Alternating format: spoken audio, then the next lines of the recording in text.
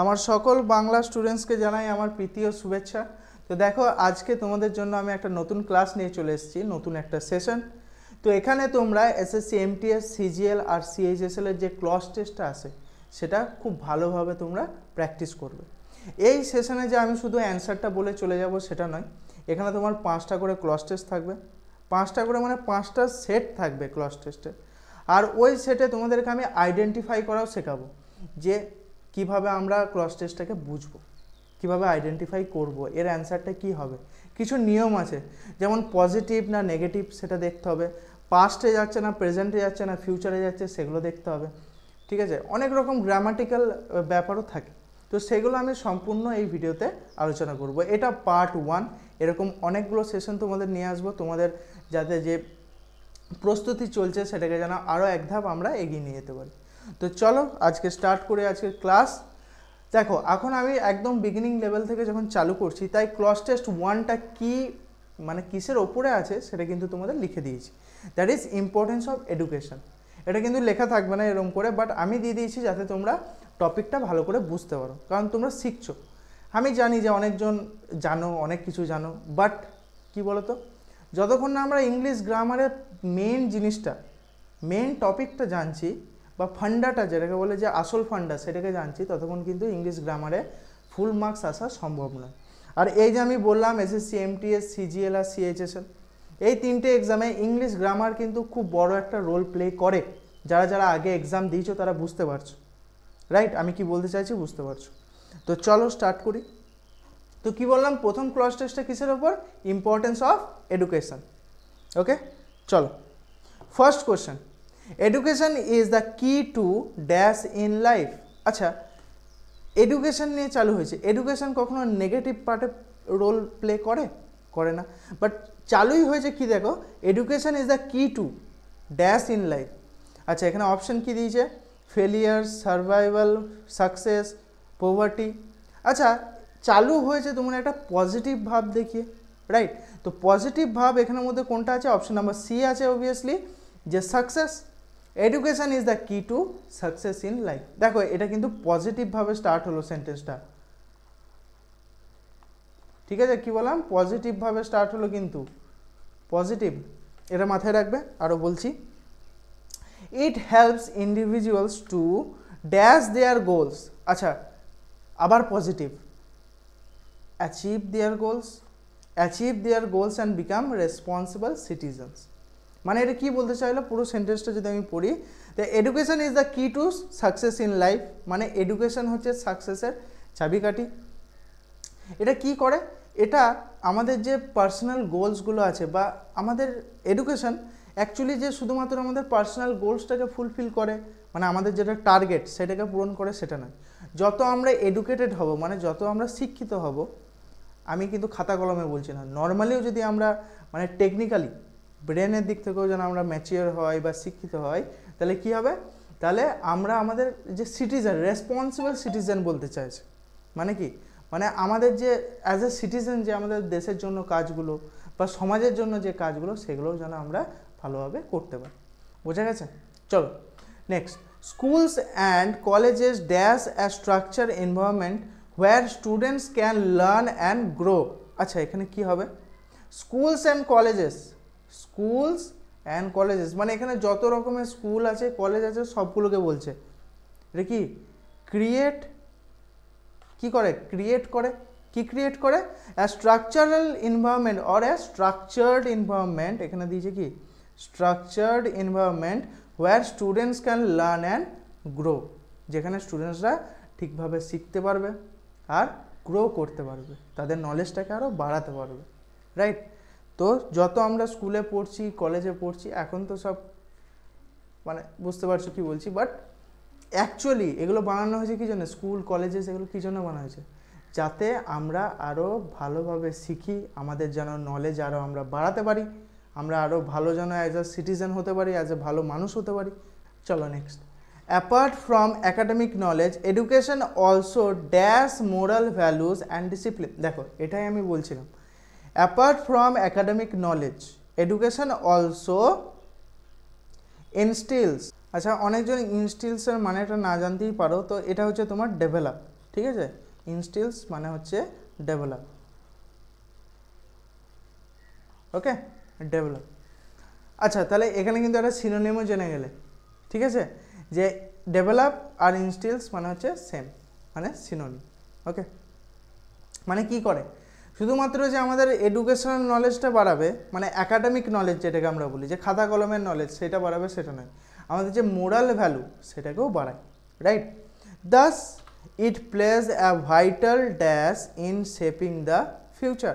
এটা কী হবে, এটা হয়ে যাবে তোমার ভাইটাল পার্ট, বা এটা হয়ে যাবে রোল, ঠিক আছে, বা পার্ট বা রোল যদি দুটোই থাকতো, ঠিক আছে, মানে যে কোনো একটা যদি থাকতো তাহলে তোমার হয় রোল হতো নাহলে পার্ট হতো, ওকে। এই জন্য আমি কিন্তু ব্র্যাকেট দিয়ে লিখে দিলাম।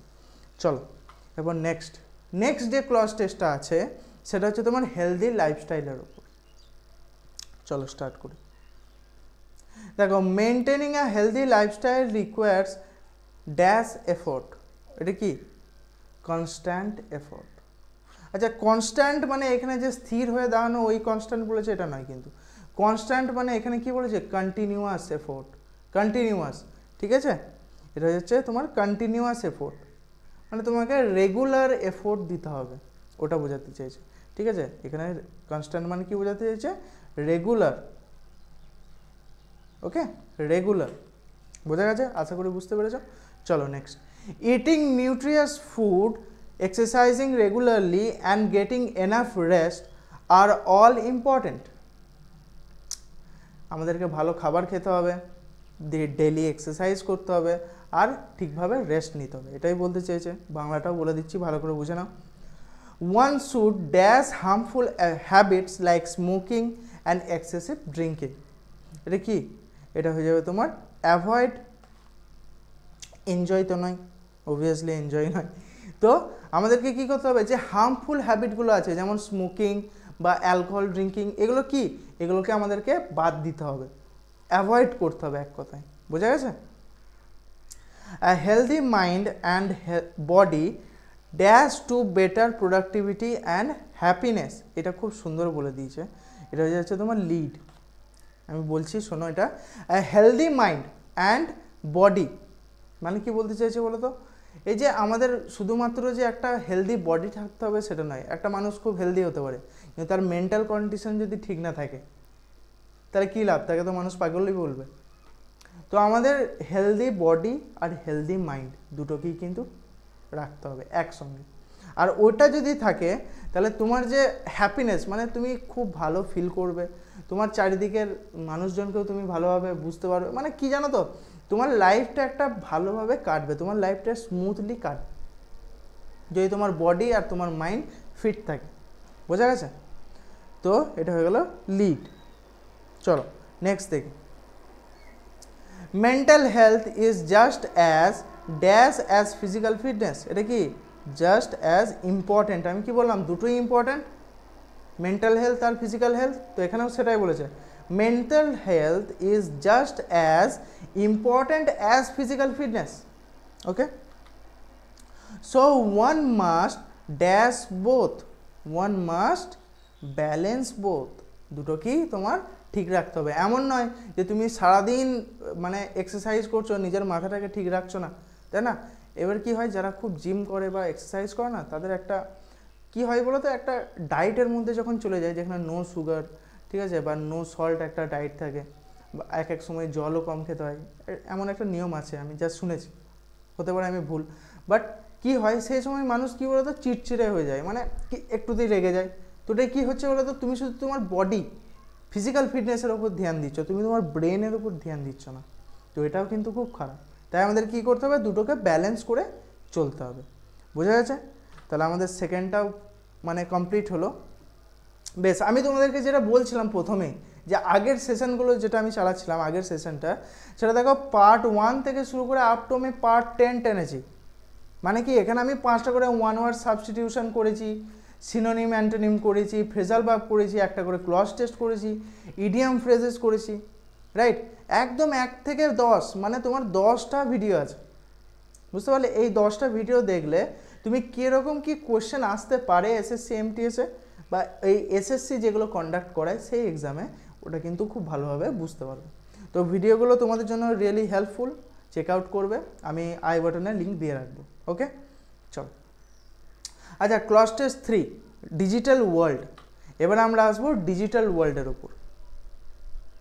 The internet has dash the way we live and work. এটা কি ইন্টারনেট কি করেছে? চেঞ্জ করে দিয়েছে। আমরা যেভাবে থাকতাম বা আগেকার দিনে যেভাবে মানুষরা থাকতো, রাইট, সেটাকে পুরো সম্পূর্ণ চেঞ্জ করে দিয়েছে, মানে আমাদের লাইফস্টাইলটাকেই চেঞ্জ করে দিয়েছে। আবার এই নতুন এআই এসছে, এআই তো আরও চেঞ্জ করে দিয়েছে, রাইট। তো এটা কী হবে? এটা হয়ে যাবে changed the way we live and work. Okay, চলো নেক্সট দেখে নিই কী আছে। নেক্সট দেখো, it has made information easily dash to everyone. এটা কি? এটা হয়ে যাবে তোমার অ্যাভেলেবেল। ইনফরমেশান কী করেছে? আরও অ্যাভেলেবেল করে দিয়েছে সবার কাছে। ইন্টারনেট এসে গুগল বাবাতে তুমি যা সার্চ করবে তাই পেয়ে যাবে, যেটার জন্য ইনফরমেশান চাইবে সেটা পেয়ে যাবে। কিছু কিছু রেস্ট্রিকশন জিনিস আছে যেগুলো তোমার সার্চ করা উচিত না, বাট বুঝতে পারছো তো। তো available to everyone. Okay, next, with just a few clicks we can dash answers to our questions. যেটা আমি বলছিলাম তোমাকে, যে কিছু ক্লিকসেই আমরা আমাদের যে অ্যান্সারগুলো সেগুলো পাবো। তাহলে আমরা পাবো, আমরা যে অ্যান্সারগুলো খুঁজছিলাম সেটা পাবো। তাহলে এটা কী হয়ে যাবে? Find. We can find answers to our questions. বোঝা যাচ্ছে? দেখো, আমি সেন্টেন্সটা পড়েও কিন্তু বুঝতে পারছি যে এখানে আমার কোন অপশানটা হতে পারে, কোন অ্যান্সারটা হতে পারে। ঠিক আছে, কোন অপশানটা তোমার অ্যান্সার হতে পারে সেটা কিন্তু আমরা পড়েও বুঝতে পারছি লাইনটা। তো ভালো করে একবার যখন বুঝতে পারছো না, তখন দুবার 3বার 4বার করে পড়ো লাইনটা।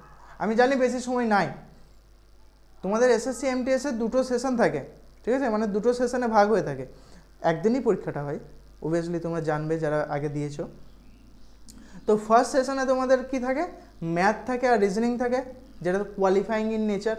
ঠিক আছে, মানে নর্মালি তোমার 12 থেকে 13টা যদি কোশ্চেন তুমি ঠিক করে দিয়ে আসতে পারো, তাহলে তুমি ওইটা কোয়ালিফাই করে গেলে।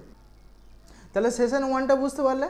আর থাকে হচ্ছে সেশন 2। সেশন 2-এতে তোমার ইংলিশ তো থাকেই, তার সাথে সাথে ওই GK, GS, static GK, right, current affairs, এইগুলো নিয়ে তোমার একটা 25টা মানে তোমার কোশ্চেন থাকে।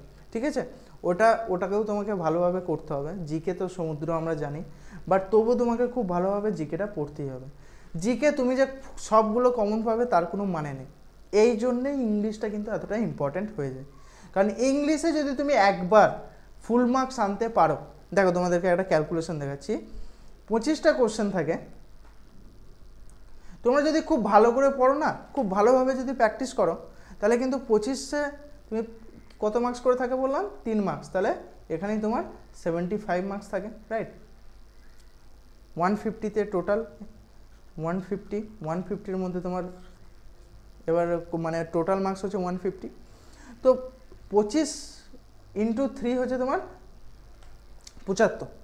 তো এখানে তুমি যদি খুব ভালো করে পড়ো ইংলিশটা, খুব ভালোভাবে যদি প্র্যাকটিস করো, এই আমার সাথে সাথে যদি ক্লাস টেস্ট আগের সেশনে যেগুলো আমি করেছি সেগুলো যদি খুব ভালো করে করো, কমন তুমি পাবে, প্লাস আরও ভালোভাবে সেন্টেন্স কীভাবে বুঝতে হয় সেটাও পারবে।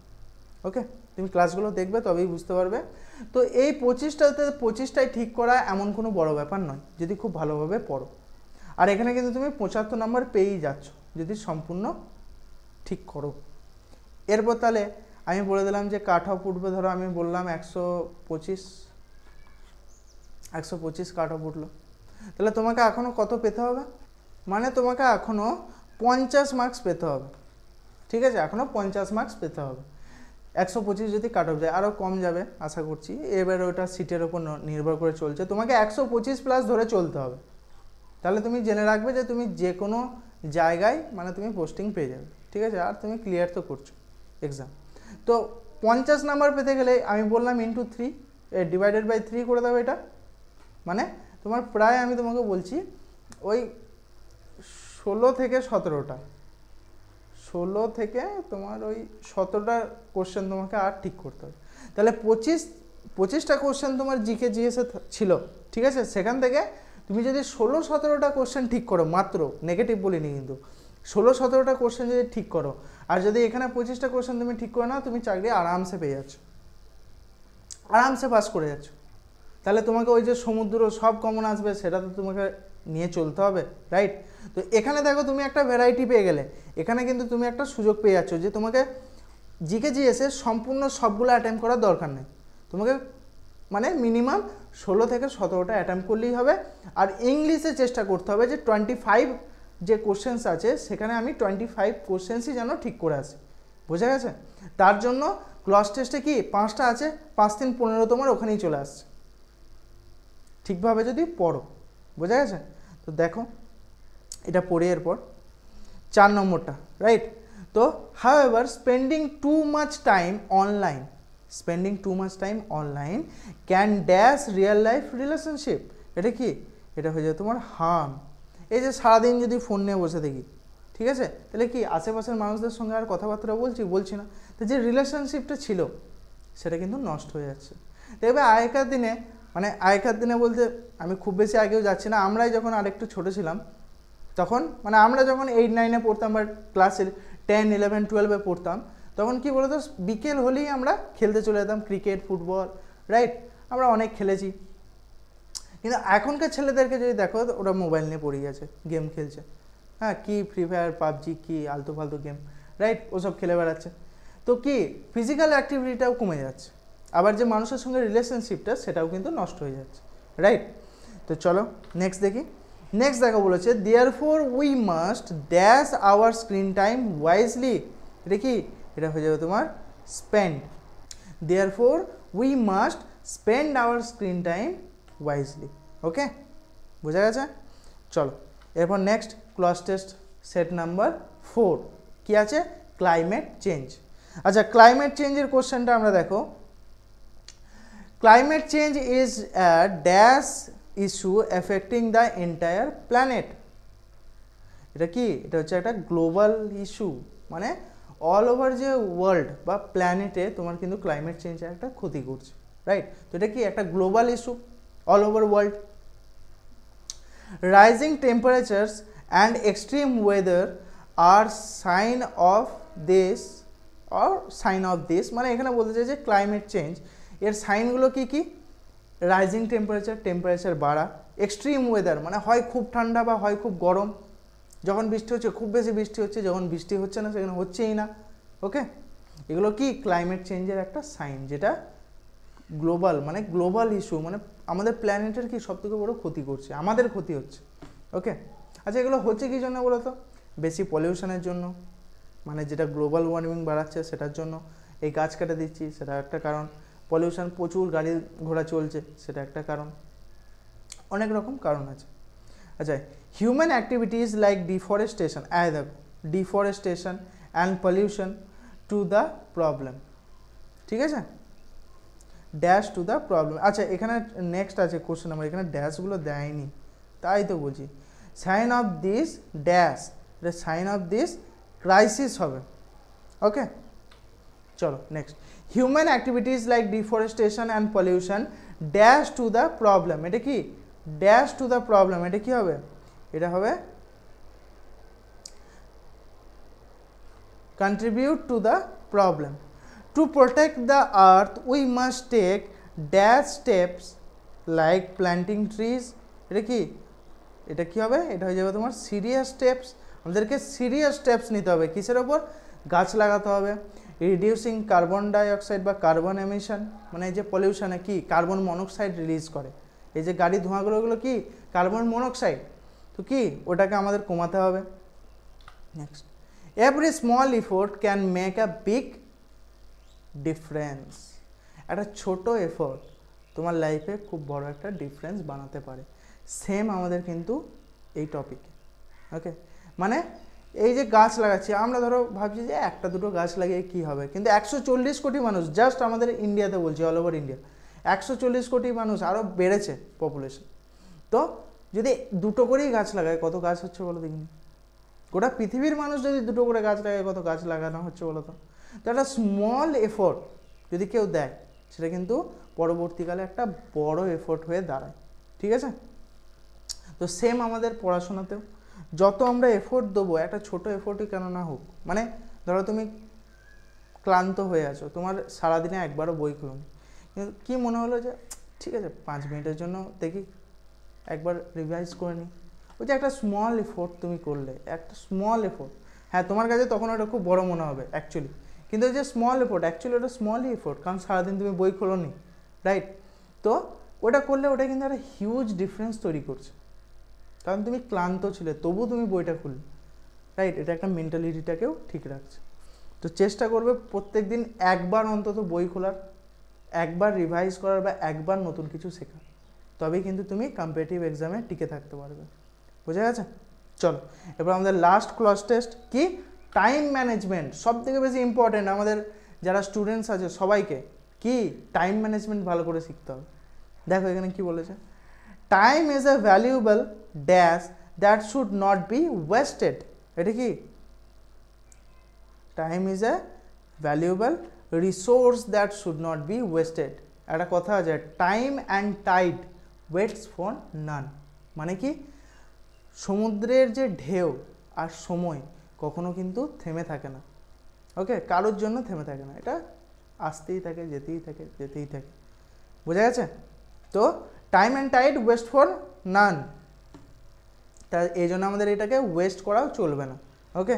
Students must learn to dash their time effectively. এটা কি, এটা ম্যানেজ, এটা হবে ম্যানেজ। স্টুডেন্টদের কি নিজের টাইমটাকে ম্যানেজ করা খুব ভালোভাবে আসার দরকার, রাইট? তুমি কখন পড়ছো, কখন উঠছো, কখন খাচ্ছ, কত টাইম তুমি পড়াশোনায় দিচ্ছ, কত টাইম তুমি আদার অ্যাক্টিভিটিসে দিচ্ছ, এগুলো কিন্তু খুব ভালোভাবে মানে দেখতে হবে, রাইট? বেশ, আমি একটা কাজ করব, আমি এই যে পরের সেশনটা যখন নিয়ে আসবো, মানে পরের ক্লাসটা যখন নিয়ে আসবো, মানে যখন পার্ট 2 এর আমি পার্ট 2 নিয়ে আসবো, তখন একটা টাইম বার করে আমি তোমাদেরকে একটা টাইম ম্যানেজমেন্ট একটা আমি বলতে পারি যে একটা ছক তোমাদেরকে করে দেবো, ঠিক আছে? যে এই সময় তোমরা কি করবে, মানে চেষ্টা করবে ফলো করার, তাহলে কী হবে বলো তো, তোমরা টাইম ম্যানেজমেন্টটাকে বা টাইমটাকে খুব ভালোভাবে ইউটিলাইজ করতে পারবে, ওকে। দেখো নেক্সট কি বলেছে, দেখো, making a daily schedule can help them stay organized and focused. Organized থাকতে পারবে তুমি টাইম নিয়ে, বা তোমার শিডিউল নিয়ে তুমি কি সাজিয়ে রাখতে পারবে যে হ্যাঁ এইভাবে আমি চলবো, এইভাবে আমি আমার টাইমটাকে খরচা করবো, রাইট? তো wasting time on unnecessary things leads to dash and stress. এটা কি, leads to pressure and stress. এটা দেখো নেগেটিভ সেন্টেন্স, নেগেটিভভাবে চলছে কিন্তু এই জিনিসটা, ওয়েস্টিং টাইম ইজ আননেসেসারি, এই যে স্টার্টিংটা এটা কিন্তু নেগেটিভ টোনে চালু হয়েছে। তো আমি চেষ্টা করব অপশনের মধ্যে নেগেটিভ জিনিসগুলোকে খোঁজার, ওকে। এগুলো কিন্তু এক একটা টিপস, মনে রাখো এই জিনিসগুলোকে, যে wasting time on unnecessary things leads to pressure and stress.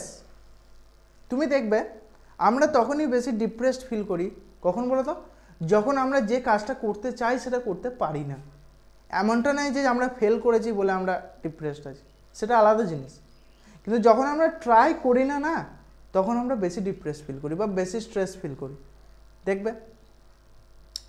Successful people know the dash of time and use it wisely. এটা কি, সাকসেসফুল পিপল, দেখো এখানে আমরা একটা পজিটিভ টোনে ইউজ হয়েছে, পজিটিভ টোন, ঠিক আছে, পজিটিভ টোন। তাহলে এখানে কি হবে, এখানে হয়ে যাবে তোমার value. Successive people know the value of time and use it wisely. বোঝা গেছে?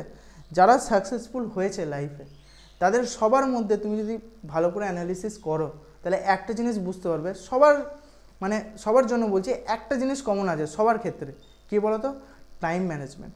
তারা তাদের টাইমটাকে খুব ভালোভাবে কিন্তু ইউটিলাইজ করেছে, খুব ভালোভাবে ইউজ করেছে। তো তোমরাও যদি সাকসেসফুল হতে চাও, তাহলে কিন্তু তোমাদের যে শিডিউলটা বা তোমাদের টাইম ম্যানেজমেন্ট, সেটাকে কিন্তু আরও স্ট্রং করতে হবে, ওকে। কারণ সবারই জন্য কিন্তু ভগবান 24টা ঘন্টাই দিয়ে রেখেছে, এর থেকে না কেউ বেশি পাচ্ছে না কেউ কম পাচ্ছে। এরপর তোমার হাতে আছে যে তুমি তোমার ওই 24 ঘন্টাটা কীভাবে ইউজ করবে, ওকে। তো that's all, that's my time. আবার দেখা হবে পরের ক্লাসে, ততক্ষণের জন্য জয় হিন্দ।